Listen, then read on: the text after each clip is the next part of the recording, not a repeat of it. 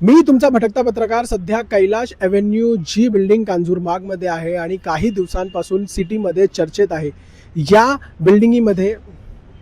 बिल्डिंगीमध्ये जर तुम्ही बघाल तर एक सफेद लाईन मोठी बॉर्डर ड्रॉ करण्यात आली आणि त्याचं सगळ्यात मोठं कारण सांगण्यात आलं की या बिल्डिंगीमध्ये जैन समाजाची लोक पण राहतात आणि त्यांचे जे स्पिरिच्युअल गुरुज जेव्हा इकडे येतात आणि त्यांना चालण्यासाठी ही जी आहे जी तुम्ही माझ्या स्क्रीन या एव्हेन्यूमध्ये फूड इन्फ्लुएन्सर जे इंस्टाग्रामवर यूट्यूबवर पेज आहे प्रसिका नावाचं त्यांचे कपल या इथे राहतात आणि त्यांनी हा मुद्दा रेज केला।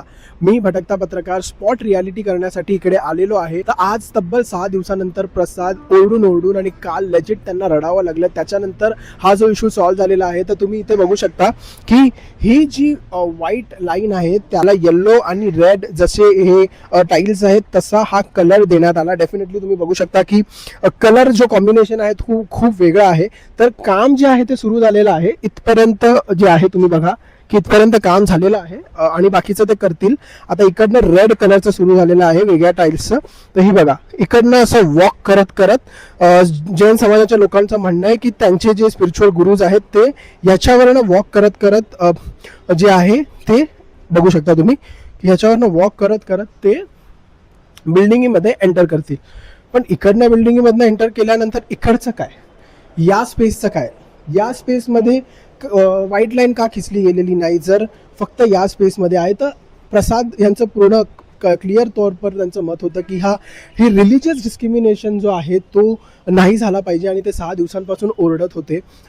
काल लेजिट त्यांना रडावंही लागलं एका न्यूज चॅनलवर आणि त्याच्यानंतर हा डिसिजन घेण्यात आला की आपण चेंज करूया। पण एक सगळ्यात महत्त्वाची गोष्ट मला तुम्हाला इकडची सांगायची, इथे सी विंग आहे, इथे डी विंग आहे, ही ए विंग आहे आणि ही बी विंग आहे। तर या बिल्डिंगमध्ये प्रसाद, त्यांची वाईफ, त्यांचे पूर्ण फॅमिली, त्याच्या व्यतिरिक्त बाकीचे जे लोक जर इथे राहत असतील तर ही जी लाईन आहे जर तुम्ही बघाल तर ही लाईन आता ते लोक चेंज करतायत, कलर कॉम्बिनेशन ते लोक चेंज करतायत, पण मेंटल ट्रॉमा हा राहणार आहे।